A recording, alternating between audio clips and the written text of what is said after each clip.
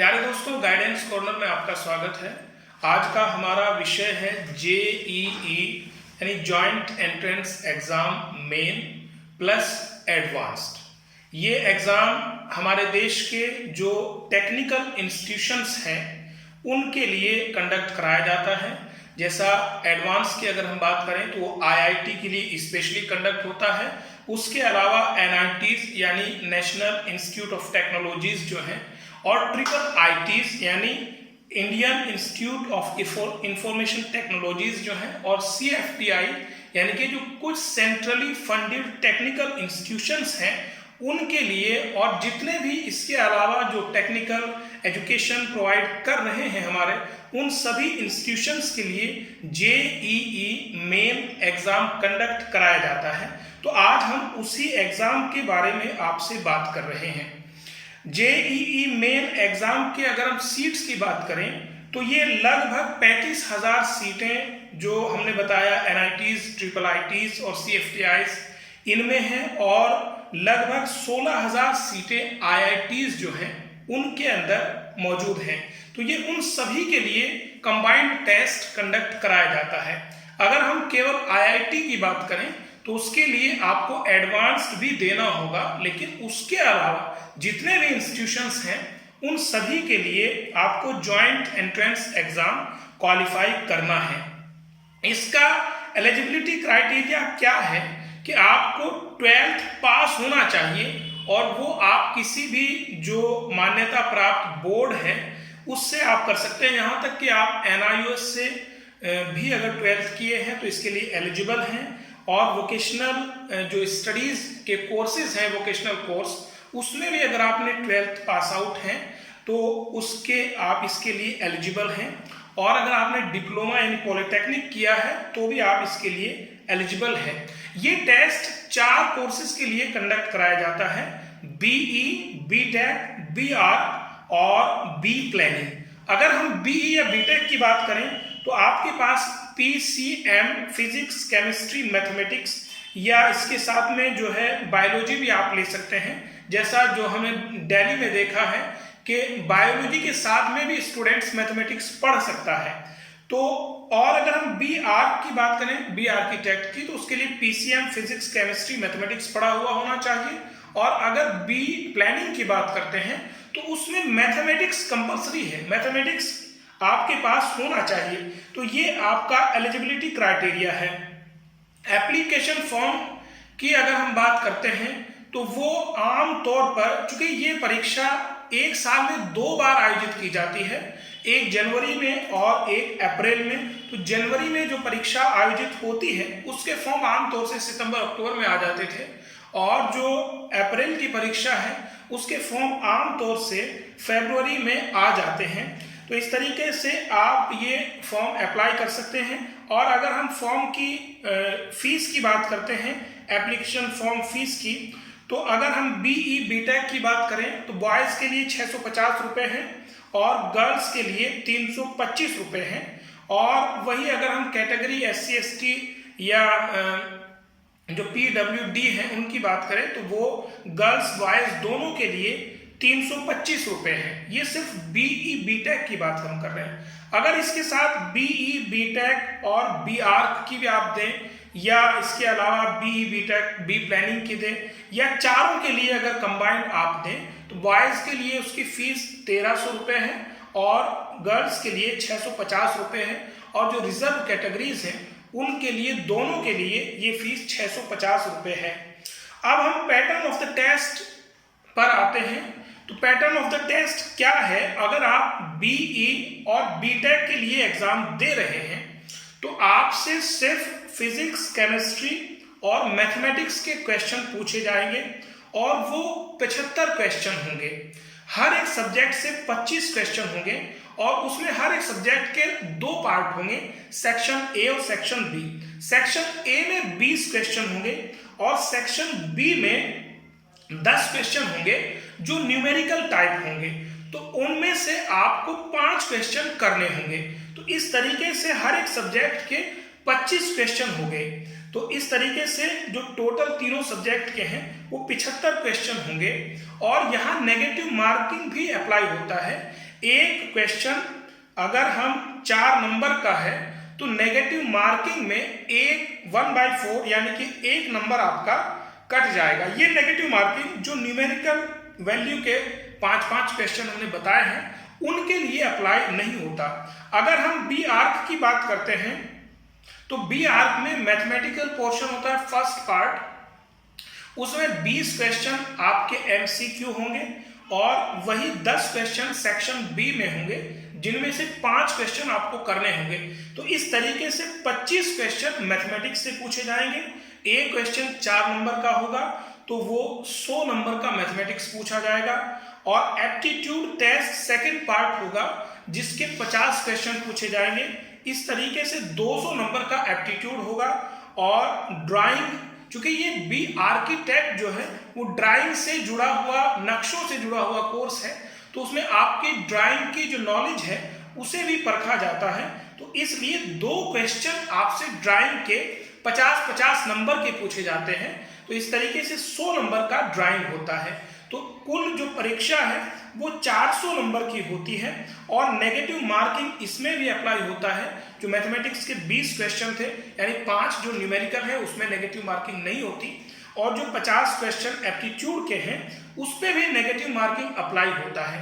यानी कि अगर आप एक क्वेश्चन गलत करेंगे तो आपका 1 नंबर कट जाएगा। अगर हम बी प्लानिंग की बात करें तो उसमें पहला पार्ट मैथमेटिक्स का यानी वही सेक्शन ए में 20 क्वेश्चन और सेक्शन बी में 10 क्वेश्चन जिनमें से 5 करने हैं। तो यानी कि मैथमेटिक्स से आपको 25 क्वेश्चन करने हैं। एप्टीट्यूड सेकंड पार्ट होगा, उसके 50 क्वेश्चन आएंगे जो 200 नंबर के होंगे। और थर्ड पार्ट इसमें प्लानिंग बेस्ड क्वेश्चंस का होगा, वो भी मल्टीपल चॉइस क्वेश्चन होते हैं, यानी कि 25 क्वेश्चन उसके आएंगे। तो इस तरीके से टोटल 100 नंबर की वो परीक्षा हो जाएगी। और इसमें जो टोटल है 400 नंबर का ये एग्जाम होगा। और इसमें भी नेगेटिव मार्किंग यहाँ पूरे लागू होती है, यानी 95 क्वेश्चंस जो है उन पर नेगेटिव मार्किंग लागू होगी। यानी कि अगर आप एक गलत क्वेश्चन करेंगे तो आपका 1 नंबर कट जाएगा। अगर हम मीडियम ऑफ टेस्ट की बात करते हैं तो ये जो हमारी हिंदी इंग्लिश के अलावा जो रीजनल लैंग्वेजेज है, जो क्षेत्रीय भाषाएं हैं, उनमें भी ये परीक्षा आयोजित की जाती है। और चूंकि ये परीक्षा कंप्यूटर बेस्ड टेस्ट होता है यानी कि ऑनलाइन आयोजित होती है, तो इसलिए ये हमारे देश के कुछ चुनिंदा शहरों में आयोजित की जाती है। अगर हम उत्तर प्रदेश की बात करते हैं तो यहाँ 16 शहरों को सेंटर बनाया गया है। तो आमतौर से ये होता है कि आपका जो रेजिडेंशियल प्लेस है उससे 100-200 किलोमीटर के दायरे में आपको सेंटर मिल जाएगा। एक बहुत महत्वपूर्ण बात यहाँ परीक्षा अभ्यास केंद्र की है, यानी टेस्ट प्रैक्टिस सेंटर्स बनाए गए हैं ज़्यादातर शहरों में। तो अगर आप पहली बार ऑनलाइन एग्ज़ाम दे रहे हैं, वैसे तो आजकल टेक्निकल दौर है, सब बच्चे ऑनलाइन एग्ज़ाम दे सकते हैं, लेकिन फिर भी एनटीए ने जो इस एग्ज़ाम को कंडक्ट कराती है एजेंसी, उसने टेस्ट प्रैक्टिस सेंटर्स भी खोले हैं। यानी आप अगर प्रैक्टिस करना चाहते हैं तो उन सेंटर्स पे जाकर आप प्रैक्टिस कर सकते हैं। अगर हम रिजर्वेशन की बात करें तो इसमें भी जो विधि का व्यवस्था है उसी के तहत रिजर्वेशन दिया जाता है। यानी ईडब्ल्यूएस जनरल कैटेगरी को, इकोनॉमिकली वीकर सेक्शन को 10%, SC 15%, ST 7.5%, OBC non creamy layer 27% और दिव्यांग जनों के लिए 5% आरक्षण की व्यवस्था इसमें की गई है। अब ये टेस्ट अगर आप देते हैं और आप क्वालिफाई करते हैं तो उसके बाद आपके एडमिशन प्रोसेस जो है वो यही है कि एनटीए ये टेस्ट कंडक्ट कराएगा और आपको जो नॉर्म्स हैं उसके हिसाब से ऑल इंडिया रैंक अलाट कर देगा। और फिर जो हमारी गवर्नमेंट है उसे वो डाटा सौंप देगा। यानी कि जो टेक्निकल इंस्टीट्यूशंस हैं उनकी भी जो काउंसलिंग है वो गवर्नमेंट ही कराती है। आमतौर से जो एनआईटीज हैं, IIITs हैं और CFTI हैं और बहुत सारी सेंट्रल यूनिवर्सिटीज भी JEE मेन के आधार पर ही अपने यहाँ प्रवेश देती हैं। तो आपको उन काउंसलिंग के जरिए इन इंस्टीट्यूशंस में एडमिशन मिल जाता है। इस तरीके से आप हमारे देश के जो टॉप टेक्निकल इंस्टीट्यूशंस हैं उनमें अगर प्रवेश चाहते हैं तो जेईई मेन आपके लिए बहुत महत्वपूर्ण है। ये परीक्षा आपको हर हाल में देनी होगी।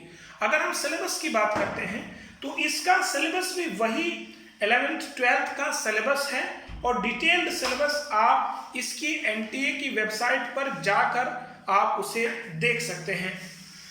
अगर हम बात करें काउंसलिंग की, तो जैसा सेंट्रल गवर्नमेंट काउंसलिंग कराती है, उसके बाद जो स्टेट गवर्नमेंट के कॉलेजेस हैं उनमें स्टेट गवर्नमेंट काउंसलिंग कराती है। उसी तरह से जैसे हमने पहली वीडियो में नीट के लिए बताया था, तो उसी तरीके से यहाँ काउंसलिंग आयोजित की जाती है और आपको एडमिशन दिया जाता है। एक बहुत महत्वपूर्ण बात यहाँ ये है कि जो बच्चे एनआईटी, आईआईटी और सीएफटीआई जो सेंट्रल इंस्टीट्यूशंस हैं उनमें एडमिशन चाहते हैं तो उनका 12th क्लास में कम से कम 75% मार्क्स होना जरूरी है और जो रिजर्व कैटेगरीज हैं उनके लिए 65% मार्क्स होना बहुत जरूरी है।